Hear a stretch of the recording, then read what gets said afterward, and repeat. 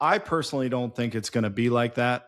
I think there will be some kind of regulation or something that kind of cuts into that. Recently, we've heard that some of these larger corporations that fired 30,000 people just a month or two ago are bringing most of them back because AI was more expensive than the actual employee and having someone in person. And that can be a multitude of things. That can be cost. That can be the fact that they're not doing the same amount of business. If you fire a salesperson in a uh, in a business where it's the sales is really based on in person, face to face business, then you're going to struggle, right? So it could mean a lot of different things.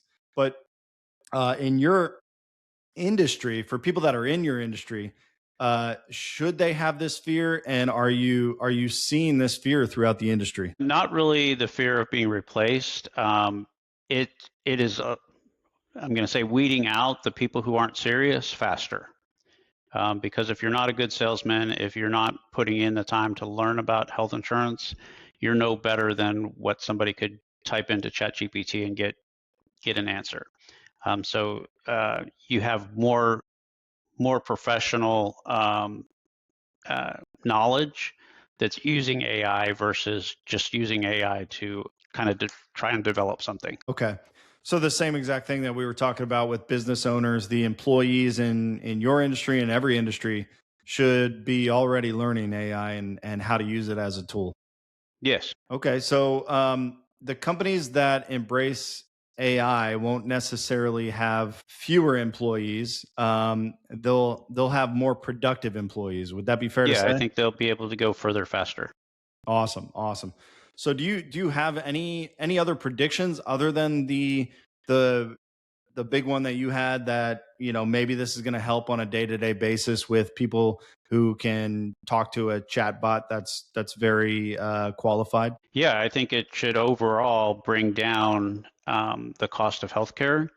And for companies who aren't just riding the "this is what we've always done" train, they're going to be able to see what their expenditures are on healthcare drop significantly. Well, that's great to know. I know, just going to the ER for something that isn't life threatening can really hurt your wallet these days, for I sure. mean, you're probably going to pay $3,000 to walk into the ER visit, and that's for them to take your temperature and blood pressure.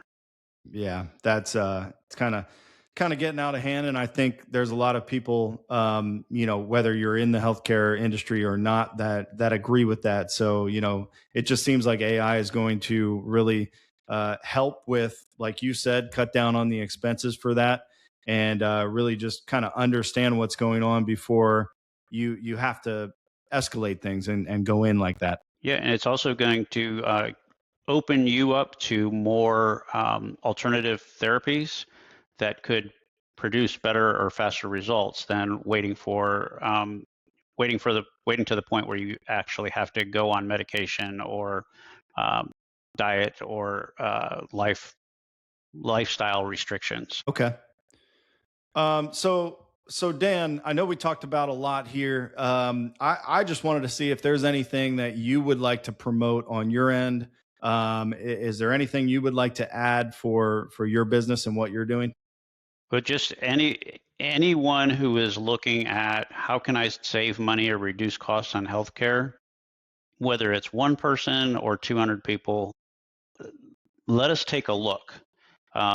It doesn't hurt, it doesn't cost you anything to say, okay, I'm in the right place, but accepting a 20 to 40% increase every year, and passing that on to your employees. Or I talked to a company last week. It's like we're not gonna have insurance anymore, which pushes everybody to the marketplace. There are alternatives that fit, that still don't make it look like you are eliminating healthcare. So if I'm an electrician contractor, I'm not going to go work for a company that doesn't offer health insurance, and that's going to cause harder to harder to retain the people that you're keeping. So retention and hiring are an issue. Healthcare is a key component of keeping that business in place or that relationship in place.